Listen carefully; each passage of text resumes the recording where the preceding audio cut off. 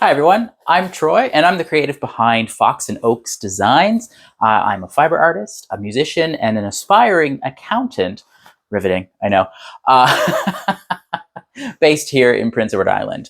If you're new here, welcome to the channel. I hope you like the videos that I put out. And if you're an old friend, welcome back. I hope you like what I've done with the place. You may have noticed that there has been some sweeping changes on the channel. You notice I have a new name and all that, and we'll get to all of that.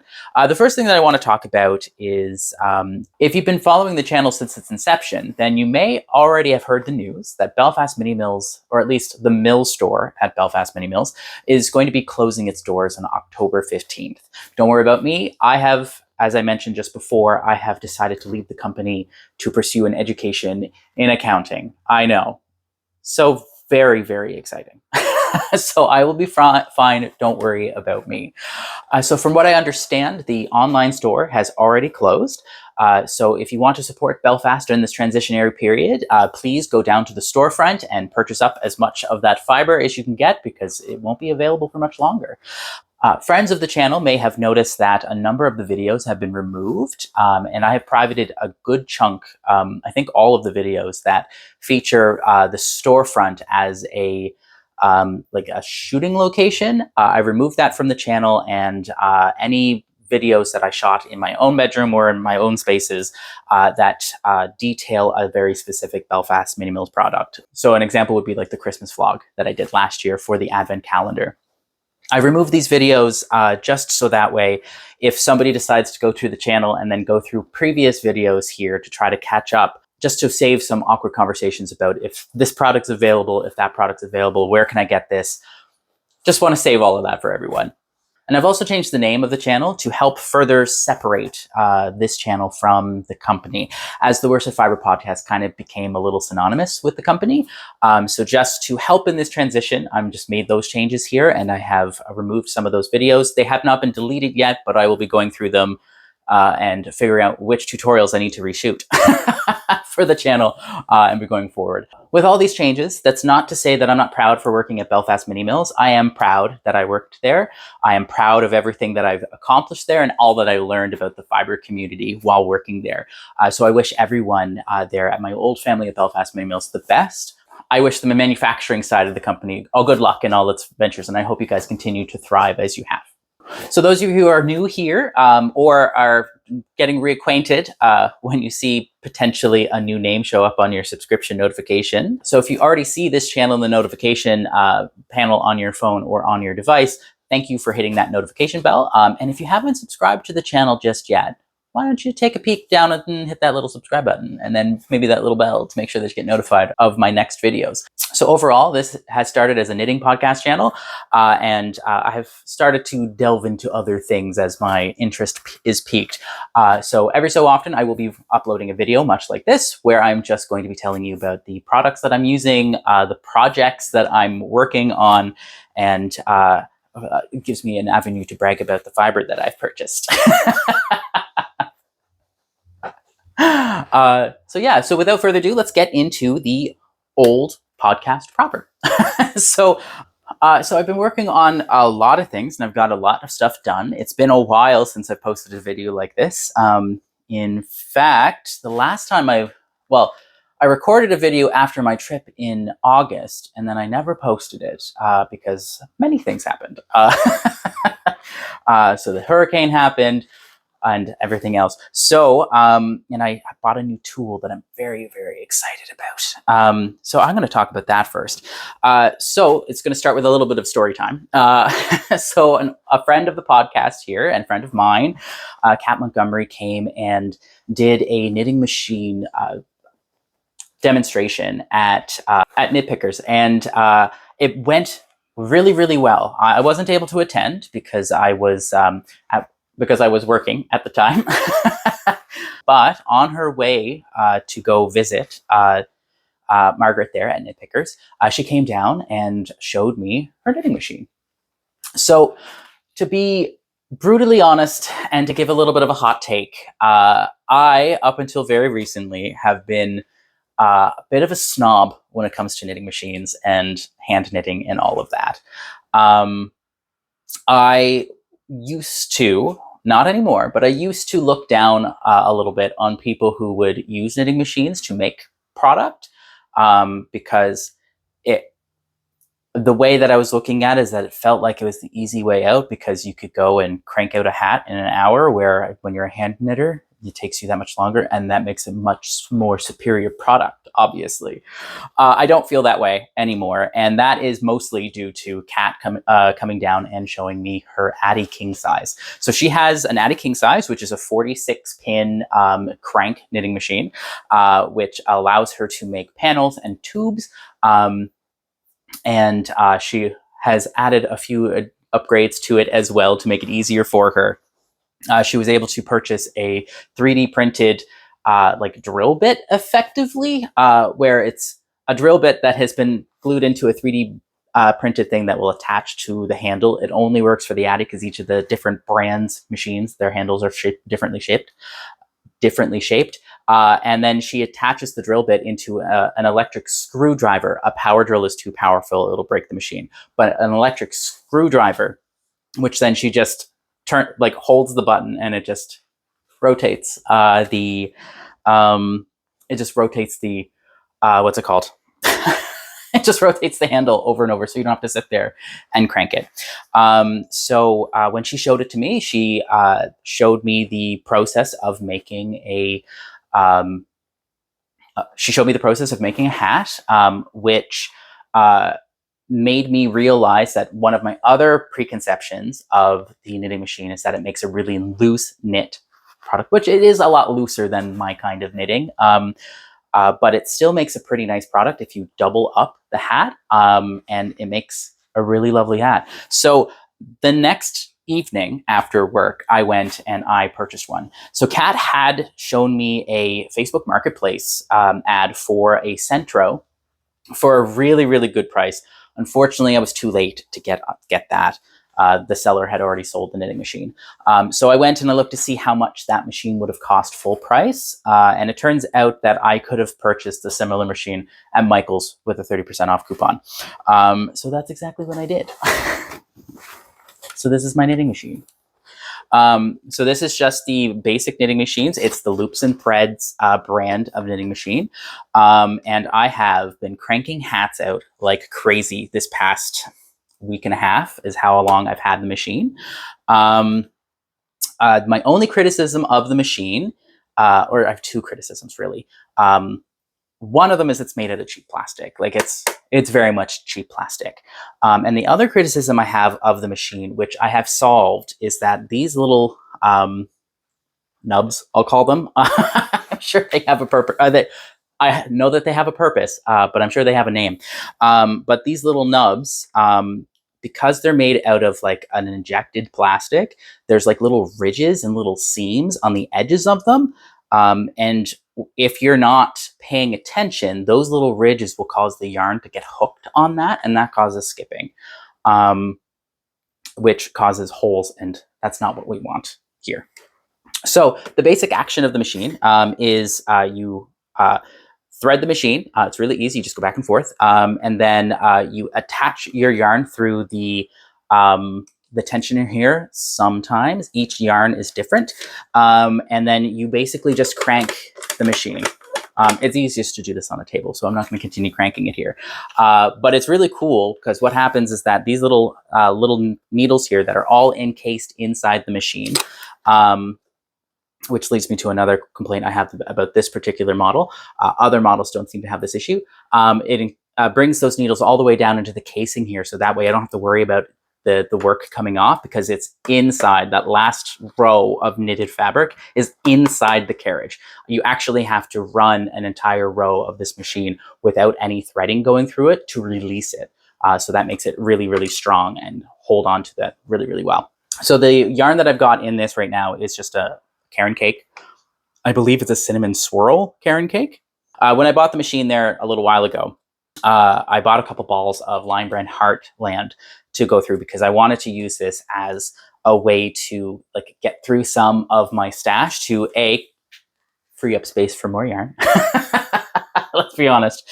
And B, I was kind of toying with the idea of doing like craft fairs, not this year, not in 2023, but in 2024. And I thought I might like learn how to do this. So that way I've got like the workhorse product and then have my other products that are hand knit and crocheted and all of that as well. Just so that way, if people are coming in looking for just very cheap, like like products that are needed every year, like hats for kids, that I'd have an easy way to fulfill that need. So I learned using the acrylic. And then after I had gone through the acrylic, I tried a couple of my nicer yarns. So wool goes through this machine so nicely, super fast. The yarns that are more cottony, so the stuff that has less like stretch to the yarn itself, does not like going through the machine. There is one, it's like marbled twist, hateful. It's a carrot cake marble twist. It feels kind of cottony, hateful to get through the machine. But then there are other ones that kind of feel like Chanel, just goes right through the machine. The alpaca goes through this machine so nicely. Yeah, so if you want to try something new, maybe go and see if you can't find somebody on a marketplace or a yard sale, or perhaps a thrift store to see if there's one of these here, because there very well may be, because getting used to the machine was a little tricky. Because even though I've done, I think, like 25 hats on the machine here in the last 10 days, I still have some struggles. So I'm still like dealing with skip stitches and all of that. And I'm still learning how to repair those as I go, which I will have to repair that later. But I want to show you some of the stuff I've been able to get through. So this bag is filled with hats. Longtime friends may remember an episode that is no longer available, but may remember an episode back in there in November of 2021 where I did a similar video where I showed off a bunch of hats that I knit for Christmas. So I'm just going to go through some of the hats that I've done here, so that way you can see them. None of these hats are blocked. None of these hats are blocked.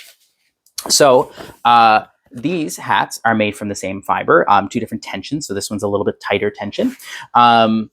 This is made from a sport weight, is what I was reported to be as, but this is more of a worsted weight in truth.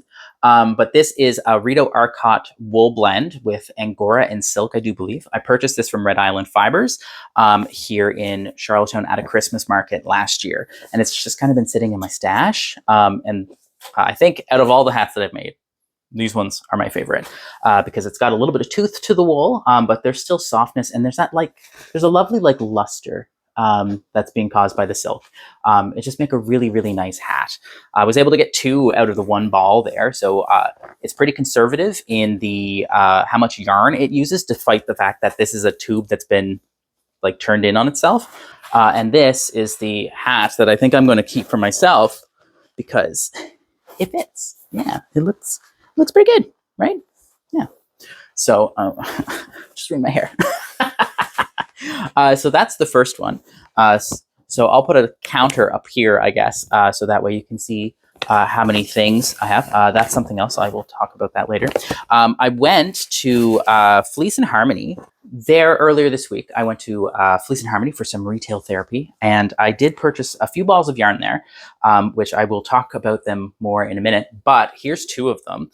So I've been wanting to try the Rowan felted tweed for quite some time. So I picked up a couple balls of the Rowan felted tweed color. So it is a gradient yarn, 50 grams per ball, and 1 ball makes a hat. While I probably wouldn't put this yarn through the machine again, simply because it's more of a DK weight than it is a worsted weight, and the machine works best with worsted weights. It just makes it a little bit meshier than I think I want. And it just makes it a little bit looser than I want even still. But it makes a really nice hat. So this one is done at a tighter gauge, so it's not going to fit on my head. So I'm not going to try that one on. But the one that I'm probably going to keep is this one. So this one's color 30, and it's, of course, Troy colors. And then if you turn it in the other way, then I can make it a black and blue hat. The interesting thing about this Rowan color is that the color repeat may not have been perfect between these 2 balls. I think this one's probably the more correct one because it starts and ends with the same color. So this ball started and ends with the same color. So that way, when it doesn't matter when I turn up the brim here, it's going to look the same regardless. Where the interesting thing about this stuff, how this is all knit, sometimes it doesn't look that way. So I think this is the correct way the ball is supposed to go. And I think this one might have been a flawed ball, but I kind of love that it's flawed, because this one starts purple, goes into black, and then to blue. So that way, when I turn it this way, I have a black and blue hat.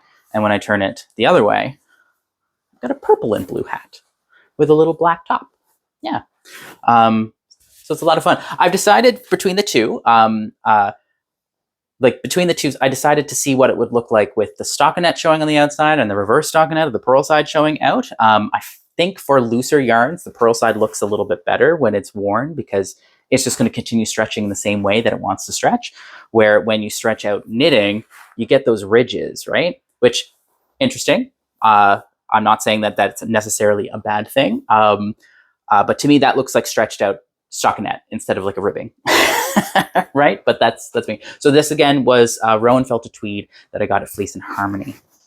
So this is one of the first ones of the stash busting that I've done. This is actually 2 balls of Let Lopi by Lopi yarn. So it's Icelandic wool. And what this is, 2 balls of 50 grams. And all I did is I started with 1 ball, worked through the entire ball, and switch colors. And switching colors was a dream. So that way now I have either a green hat with a gray brim or a gray hat with a green brim. It's really toothy. It's really quite big. And this yarn was purchased for me by my friend Jen when she was in Iceland as a couple of balls that she purchased. But yeah, that's another one. So this is the yarn that's hateful. Looks nice. I was able to get through them, and by playing with like the different amount of rows that the hats are made from, the different tensions that there are, I can make different size hats. But this particular yarn, because it kind of feels cottony, hateful to get through the machine. It was just too grippy. And so this is marled. This is a Karen cake in a marled cake, I think is what it's called. Yeah. So I got 3 hats out of that ball. It's really easy to get multiple hats out of each of the bigger balls. It makes it easy for these kinds of hats to be sold quite cheaply at craft markets, which is good for the consumer, because then you have more money to spend elsewhere. And it's good for the person making the hats, because then they're not spending a lot of money on material costs while they're still making quite a bit of money from selling multiple hats from the same ball. Yeah. I've been changed. I'm changed. So this is another ball. I made 2 different size hats, a kid's, like a baby's hat, and then a young adult hat. This one is kind of a representation of how far you can go. Some hats, like this one, this is loops and threads. This is loops and threads, but it's basically the same. It's loops and threads version of Lime Brand's Landscapes yarn. It's a single ply, like really softly spun acrylic yarn. It feels lovely. But the issue I had with this hat is that it only works when you're using a higher tension. You can't use less tension to make a bigger hat. This is as big as a hat as I could have made on the machine, because otherwise it started skipping. So learning all of these like interesting little tidbits about the machine has really, really been fun. I have already decided that the funds that I get from selling these hats, if I'm able to sell them in any reasonable amount of time frame, I'm going to be buying an Addy king size, the luxury version of this. So I've got about another. So I've got like 15 more hats to go through. So like this bag is filled with hats, and the tags for the hats. I have to clean that up. Anyway, I'm going to just talk about the 3 more interesting ones that are left out of what I have made. So this is an alpaca hat, and I used the remaining amount of the yarn to make a little pom-pom here. This is a gray alpaca that I purchased at Knit Pickers there when I was there for the first time. This alpaca is an 80% blend of alpaca, 20% blend of wool, I believe merino, and this is made at Legacy Lane there in New Brunswick. So they are a Belfast Mini Mills family mill. and this was lovely to work with. The drapiness of the alpaca really lends to working with the looser gauge of the knitting machine, so it makes a really, really loose hat, and it fits really well. It fits on my fat head, and then I've got that fun pom-pom at the very top. It's going to be super, super warm this winter.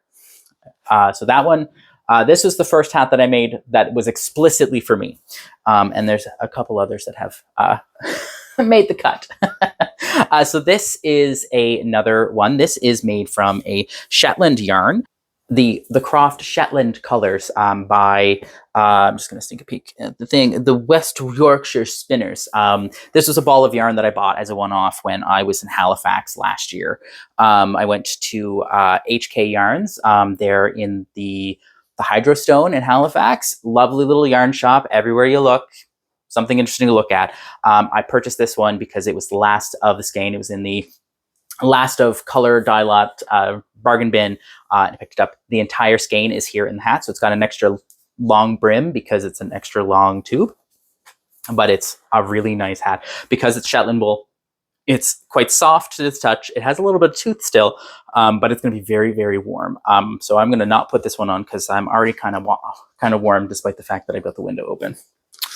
And then finally, the last one here is made from one of the balls of Belfast yarn that I had left in my stash. That's a worsted weight. I've got lots of sock left, so I'll be working my way through that. This is, I made 2 of these actually. So this is just one of the older versions of Royal Blue that was available there. I think this particular color was discontinued 2 years ago, and it's made a really nice hat. It goes through the machine really, really nicely. So I think just about any superwash merino would do quite well through the machine, or most superwash wools. Anything that kind of has that like softness and that slipperiness that you can expect on like a wooden needle does really well in the machine. Something that tends to squeak almost when you knit with it on a wooden needle or on a plastic needle, if you're working with plastic needles, does not want to go through the machine. Don't bother. So I have had so much fun going through this machine. Oh, there's one more that I do want to talk about. So this one is a ball of one of the dragon colors from Nerds with Needles. And this one, I'm not super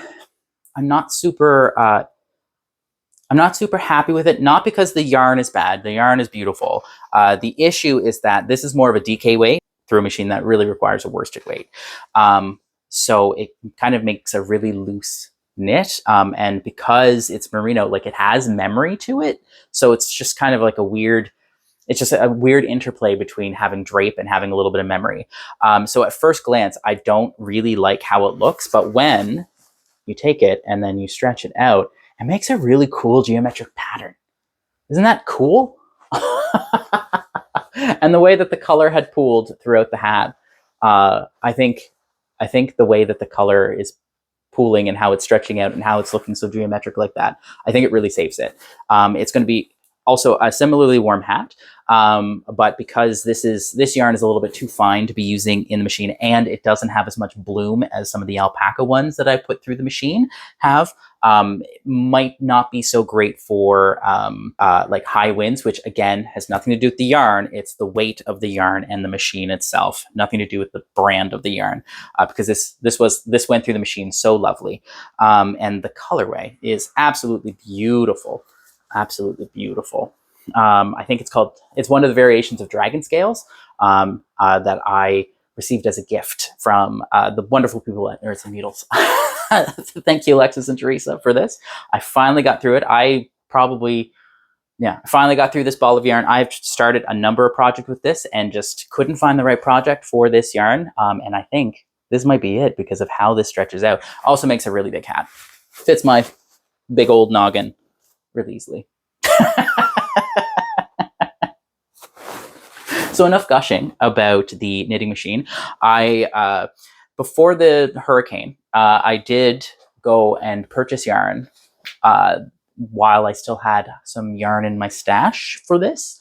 I'm not proud of it because the whole point of buying the machine was to get through my stash so I could go buy more yarn, and I bought more yarn before I got through Anyway, we all make these promises to ourselves and we all break them.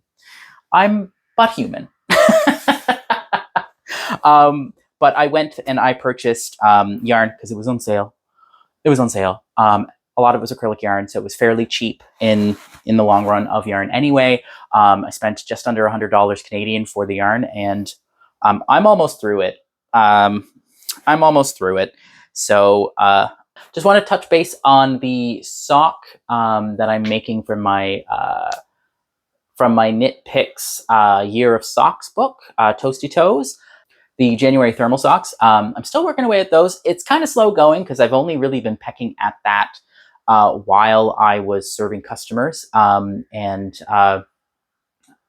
because I hadn't been working in the store for a while, it kind of has been slow going. But now I'll have some free time. So when I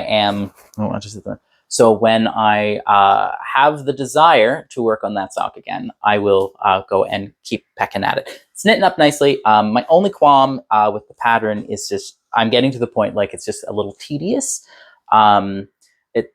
The finished product is beautiful, but the thing that I'm finding really tedious is the every row where I'm knit front backing, and then the next row I'm decreasing all those strands out in an awkward way, and it's just making it take those sections to take longer than I really want to devote time to. And because I'm using a 2.25 millimeter, because this yarn is fine enough that I've really required to use that, it's just knitting up really slowly. I feel like I've probably put 4 hours of work into the sock after the heel, and I think you only got like 1.5 inches. And I've got to go, 6 inches to make it a justifiable cuff. So I think the next sock that I'm going to be doing with the remainder of that yarn is one that a lovely lady, or she runs her own yarn store. Yeah, and she showed me a sock pattern that's free, which we'll discuss that on a future episode of how to further manipulate how striped yarn goes by doing a really cool construction for a sock. So I'm excited to start that here as the second sock of this pair. I know I toyed with the idea of doing like mismatched socks, same colors, different patterns, going through this January thermal sock from the Knit Picks team. While it's a lovely product, it's just that textured stitch just doesn't do it for me. So I'm definitely doing a different pattern for the other sock. Yeah, because I had recorded an episode after my little trip to Nova Scotia there in August. Took a few days off there. I recorded it and then never posted it. We're going to talk about some of the yarn that I got while I was there. So the first thing I'm going to talk about actually isn't yarn. It is linen fabric that I got because my journey continues in sewing. I found a pattern by the Berta style. If you Google that, I'll put the link on the down in the description. But the Berta style is a men's linen t-shirt that has like a really nice form factor, and it has like a doubled like the fabric itself is doubled across the front. Since linen tends to be a bit of a sheer fabric, I'm kind of happy that that's there because that will, well, I'm the type of person that you can see my chest hair through thin shirts. And while this color is not going to be a problem that way, if I do decide to do this again in a lighter color linen, I don't have to worry about seeing different colors based on the colors of my body, right? So I got linen there. This was nicely ironed there about a month ago, and then I kind of just balled it up and threw it on a shelf. So I got 3 meters of linen from the Spruce It Up Quilt Shop there in New Brunswick. That's a lovely little a lovely little fabric store that's kind of in the middle of nowhere. Like it's like PEI and New Brunswick are kind of like out of the way places to begin with. And this little shop is like out of the way. But how much this little shop has inside of it. It's got 2 long-armed knitting machines. It has all the kinds of fabrics you can think of for any kind of knitting. I keep saying knitting. For all kinds of different fabrics for any kind of quilting that you might want to be doing. If you want to do wool quilts, there's lots of wool fabric. If you want to do something with linen, there's lots of linen. It is mostly cotton, which is the case for most quilting stores. But she also has lovely sections of different embroidery cottons, hand-painted and variegated threads, and all of that. So I was really, really impressed of Presto, that this store existed. It's basically the entire downstairs of someone's home. I don't think she lives there anymore, but it's just a lovely little shop. My friend Joanne, which if you're a longtime viewer, probably know who Joanne, or we've mentioned Joanne a number of times. She told me about that at Knit Night, and me and my roommate Jessie went and purchased some products. She went and Jessie bought a number of different fabrics for a number of her different projects, because she is more of a seamstress, tailor, sewer than I am. I'm learning mostly from her. So I have yet to cut my fabric out. The fabric has been washed and pre-shrunk. So that way, when I get the desire to cut all of this out, I will be able to do so. All right. So the other things that I purchased on, because that trip to that quilting store was kind of just a day trip that Jess and I took. The trip that I took by myself a couple weeks later to Nova Scotia, just for vacation, I did end up going to Wolfville and heading to the Woolen Tart again. As I had mentioned before, the entwined queen shawl that I was working on, that beautiful brioche shawl by Julia Decker, the colors that I chose for it didn't actually work. There's too much similarity in the yellow that is in the variegated yarn and the Frank ochre that is the yellow that I was using.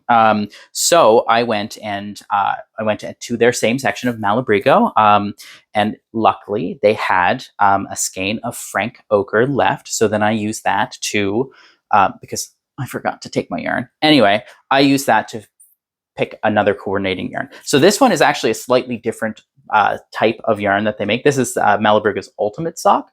I don't know if that was available when I purchased the Malabrigo sock last time, because that does not have any nylon in it, while their Ultimate Sock, does have 20% nylon in it.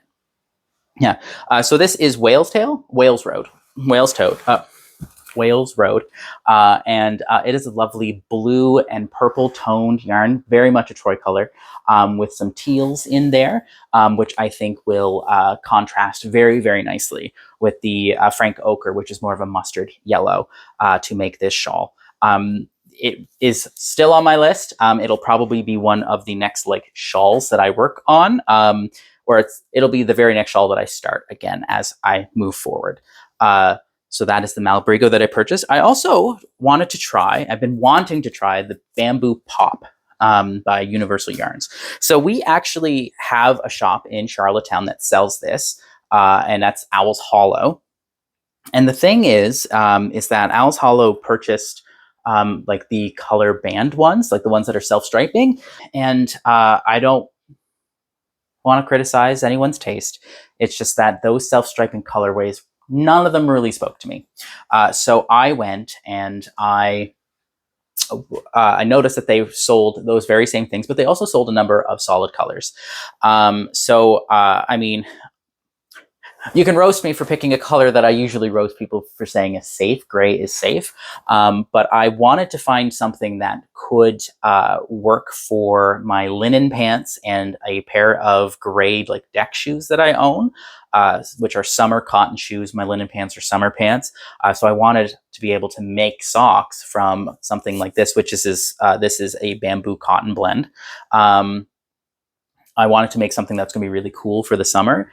And this color is basically dead center between the warm, wheat color of the linen pants. It's kind of a naturally yellow beige kind of vibe. And then I've got a warm gray. And this gray, it's a little bit cooler than I was hoping for, but it still is warm enough that I think I can get away with it. And worst case scenario, I'll just stain it with some tea. And just make a nice sock. It feels really nice. It's got an interesting bumpy boucle texture to it. I don't know if you can see that. So I'm interested in seeing what this works up as, but this back burner project for later. So the last ball of yarn that I purchased at the Woolen Tart is from the Hawthorne Hill Farm. So this is not just a breed-specific ball of yarn, but this is a sheep-specific ball of yarn. And this farm has their sheep, and they are making their yarns so that way it is fleece-specific. And the really cute thing about this is that it shows you a couple of the sheep that they have there, and then it tells you which sheep this one's from. So this is Shetland wool, 100%. It's a DK 2-ply, and this is from Bambi. Bambi the sheep. So it's got a lovely, lovely twist to it, and it has a beautiful like chocolate brown heather. It's showing up grayer on, it's a more of a chocolatey brown as opposed to like this brown gray tweed that you're kind of seeing here, or heather effect rather. It's more chocolatey. Yeah, it's really soft. I'm very excited to make something out of it. Because this is a DK, I'm not going to put it through the other machine, especially since I've got a number of other wool things. I think I'm going to combine this with something else that's in my stash to make a cowl or a scarf or something like that, something with color work. I did get a few more things while I was there. This is a Malabrigo Nubie. Nube. It's a spinning braid. Of course, Troy colors, obviously. If I'm going to spin and spend as much time as I spend on spinning stuff, it's going to be something that I like, right? So this is just a spinning braid. I don't know how I'm going to spin it yet. I might do a fractal. I might not. I might just spin it straight as it is. I think there's like a little bit too much color variation here in the braid for a fractal to really, really work. But I could be wrong. I could be wrong. When I previously filmed this video earlier, I had put a poll, or I had plans on putting a poll up on the Instagram page, which you can find down below. The branding on that has similarly changed to match what's here. So if you go down below to find the Instagram page, you will see a poll going up on Monday of what kind of spin I should do with this. So I'm thinking I might just do a 3-ply because I haven't done a 3-ply in a while. And just split it, and then just split the braid into 3 equal lengths. So that way the colors just really mix with one another. Or I might do a fractal spin, but I've just done a fractal spin, so we'll see. But I'll put a poll up where you guys can comment and vote what kind of spin I should do with this. The last thing I got from the Woolen Tart is a lovely little book from a local artist. So this is from Meditations for Makers. This is by Deanne Fitzpatrick, and it's just a lovely little affirmation book that just it's filled with all kinds of different affirmations, cute little drawings all through it. I'm not going to show you too much of the inside of the book, and I've just been kind of like pecking at it, opening it to a random page when I need some inspiration and reading through of it. Some of them are poems, some of them are just like little quotes, little tidbits of information. And it's been kind of neat to get an idea of how someone else in the Fibre community works, how they go through and try to find like motivations for what they're doing. So Deanne Fitzpatrick is a rug hooker that's based in Nova Scotia.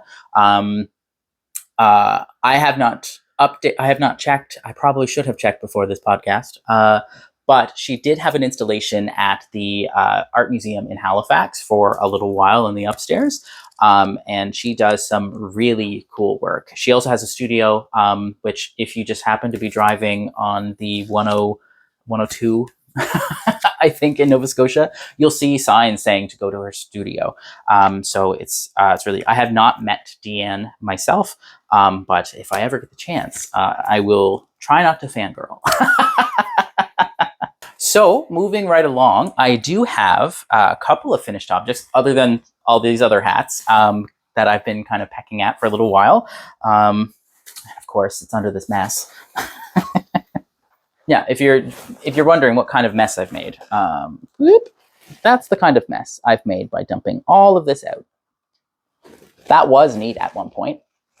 All right, so I do have 2 finished objects here outside of these hats, although one of them is a hat. I hand knit this hat though. So this is month of hats, February, and I knit this out of Gaspereau Valley Fibres Cotswold, some of their own Cotswold wool, which I have a couple more balls over here. So this was the darkest tone that they had at the time when I bought it there. I think it's almost 2 years ago now. I'm going to say a year and a half. So I bought white, this kind of taupey light gray, and then this taupier darker gray. Although that's a medium gray. And this was lovely to work with. Lovely to work with. I have been finished with this, or yes, I finished this hat a number of weeks ago. In fact, I finished this before I went on my vacation there in August, which was August 20th to 23rd. I've been finished with this for over a month, and it's a really nice hat. So this hat is part of a free series. This is a series of hats based on the month. So this is a February hat. It's interesting I'm working on January socks, but February hats. This is the hat for February by Gagnon Osborne. Sorry if I pronounced your first of surnames incorrectly. My French accent is horrendous.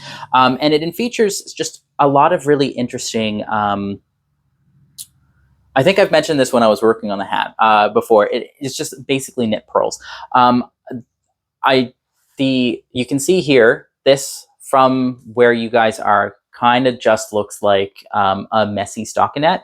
That is a linen stitch. That is a separated linen stitch. I feel the halo that this yarn has, which is beautiful. I think that is obscuring the pattern a little bit. When I use the other two balls eventually, I will make sure that I stay away from linen stitches and other subtle textures because they're just going to get lost in the halo. But it is a beautiful hat. It's a lot bigger than the other hats that I've been making because the other hats are quite a bit smaller, and I've got a really big head. So this hat, the reason why I know that I did this before my little excursion over to Nova Scotia for a few days there in August is because the Tuesday I was gone was a knit night. And Jessie, my roommate, goes to knit nights, and she to knit night herself that week. So that way, Simone and Joanne, specifically these two, but everybody could go and squish the hats. Yeah, so I used a 4.5 needle for this, and the needles that the pattern called for is a lot smaller than what I would typically use for my own hat. So I went with a needle size I was more comfortable with, and just figured that I'd be removing a couple of the repeats, or maybe a stitch pattern repeat, which I ended up doing in order to make the hat the height that I needed it to be. And I'm pretty happy with it. I was scared that if I used the needle size that the hat called for, that it wouldn't fit over my big noggin, and I was making the hat for myself. So I'm sure that if you make the hat that Kate Gagnon Osborne had made, it probably would fit like a medium adult. And I go from a large adult to a fathead adult for my hat sizes. So I made sure mine was a little bit bigger. Beautiful. It's going to be super, super warm. All this extra halo that's here is going to be catching a lot of warm air, which is what makes wool so good as an insulator, because it's not just reflecting heat back at you. It traps a lot of warm air around you. Really, really, really nice. So this yarn I also got at HK Yarn there in Hydrostone in Halifax there about a year and a half ago, we'll say. This yarn is by Cascade Yarn. I think it's been discontinued because the yarn was in the clearance pile when I bought it, so it's probably been discontinued for quite some time. When I talked about this on the last video that I had recorded but not released, I had this much done. So that's how long it's been since I've recorded. So this is a Tunisian crocheted wrap, and this pattern is by Ashlea Konecny. I'm sorry if I'm pronouncing your last name wrong.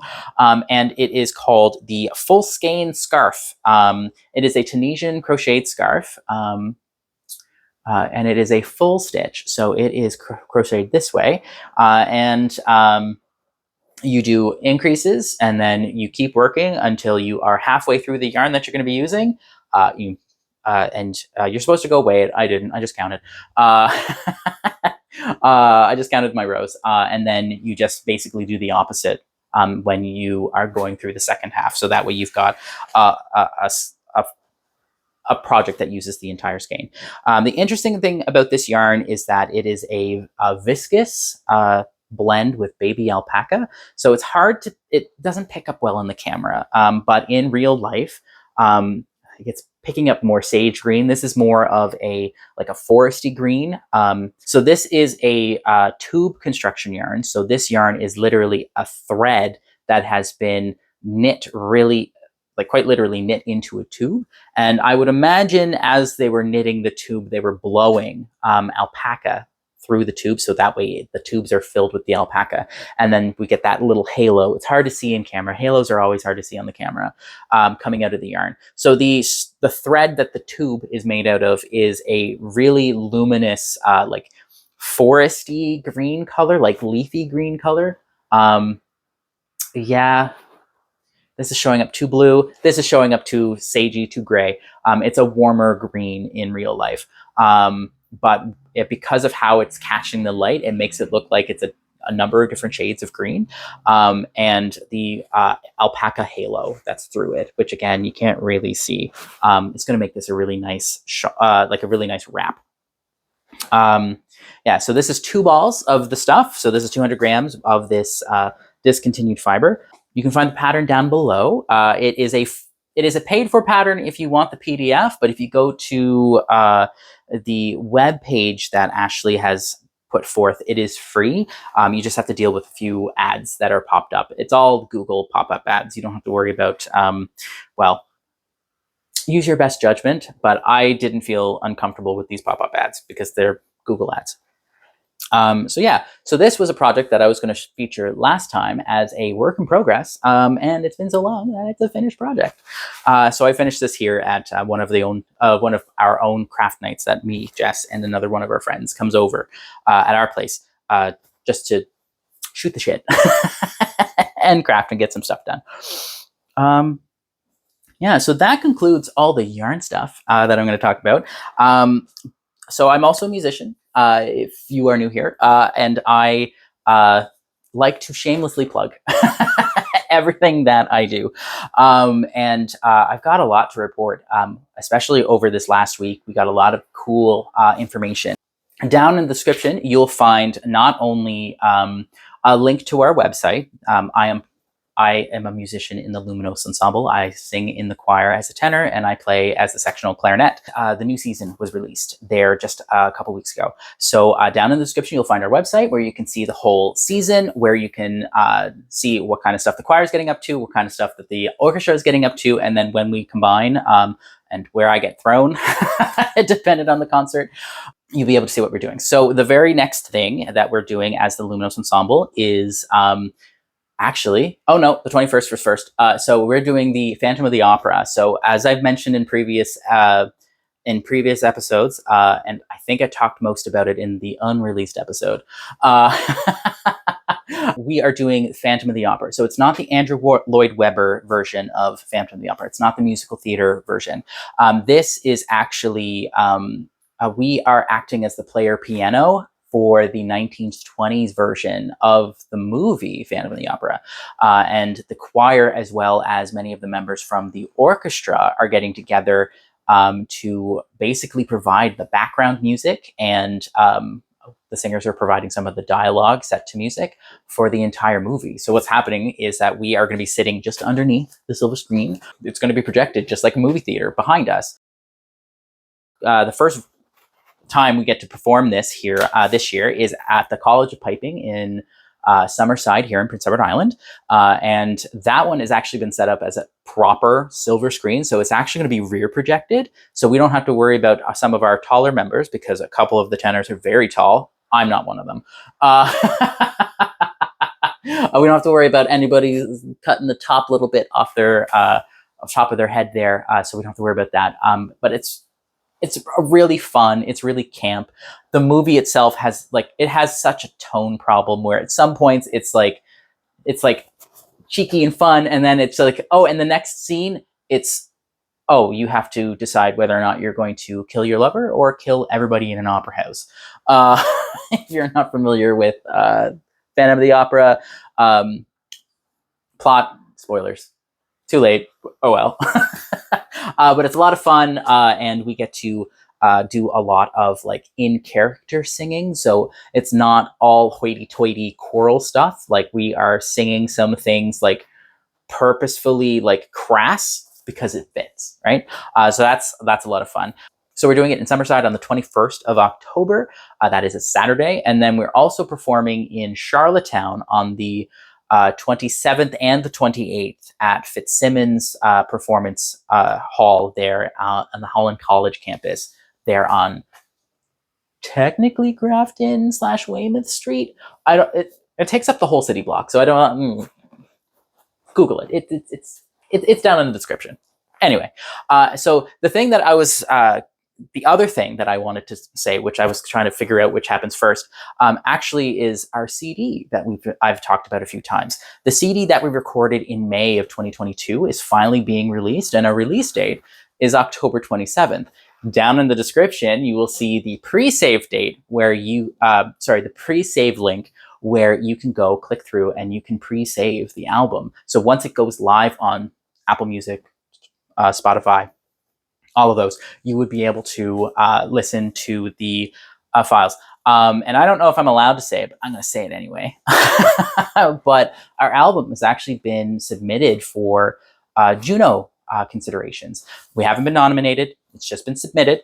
But the way that the Junos work, which is kind of like Canadian Emmys almost, if you are not from Canada. But the way the Junos work is that different like record labels are allowed to submit so many different albums that they've produced in a year for consideration. And our label had done something like 35, 40 albums this year. And they were allowed to submit 5 for considerations, and they selected us as one of them. Choirs don't tend to do very well at the Junos, so I don't expect it to go anywhere, but I feel like it's a bit of an honor to be even considered, especially since we were nominees for the ECMAs last year. So our album will be submitted for considerations for the ECMAs next year, since we're releasing the album now. So hopefully we'll be 2 times nominated for the ECMAs. Hopefully we win it this year. So that's some of the music stuff that I'm getting up to. For more details, it's all down in the description. Hi, everyone. It's Editing Troy here. I realized while going through the podcast here, or this episode, that I forgot to mention the fundraising concert that I performed in August on the 26th. I promised before that I would release the... or I think I promised. I might be confusing my timelines here based on that episode that I did not record. Or didn't record, that I didn't release. But anyway, at one point, I remember promising that I would make the the audio of my performance available, so that way you guys can listen to. You can go down to the description down below to a SoundCloud link. I don't want to lose... I don't want to be worried about copyright strikes on the channel. So down in the description, there's a SoundCloud link where you'll go down to my artist page that I hastily put together that has 2 tracks on it. One is me playing the homage to Weber study by Bela Kovacs on the clarinet, and then singing Bring Him Home from Les Mis as the second track. All right, I hope you guys enjoy it, and see you next time. I think that's all I got for you today, guys. So if you think... Ooh, I guess I have to change all of that now too, don't I? So I think that's all I've got for you this week, guys, or this month potentially. We'll see. I have a little bit more time and quite a bit more spoons to be able to do more for the channel. So I'm planning...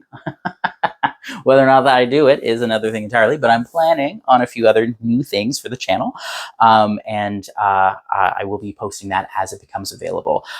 If you like what you see here, please comment down below, feed that algorithm, subscribe, share with all your friends, all of those things. Yeah, so that way we can grow the channel. I would love to see where this channel can go here in the next couple of years if we continue to grow like we have over the last... I just want to take one final second to acknowledge all of the staff at Belfast Mini Mills and to thank them for all of their hard work, and I hope all the best for everyone there in your futures. And with that, I will see you guys next time. Bye.